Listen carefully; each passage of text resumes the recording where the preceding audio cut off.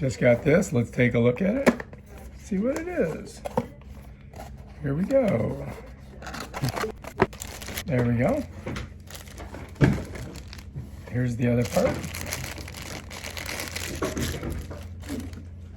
And somehow this attaches to your, somehow that attaches to your, I guess your vents or something. I don't know.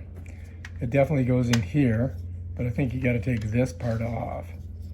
Right here, right? Like that. And then this is going to go through there like that. And then you're going to smush it in there like that. And then you're going to put this back on.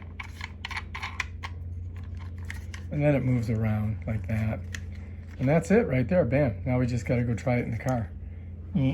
Oh, here. This is how you open it. And then you go like that.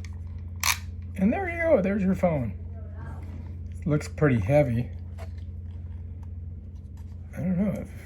That's pretty heavy, but we'll have to try it out in the car and see what we think. To get it out of there, you just squeeze the sides here. It opens up and you just pull your phone out. Oh, you do get a lifetime warranty with it. All right, that's it. That's how you do it.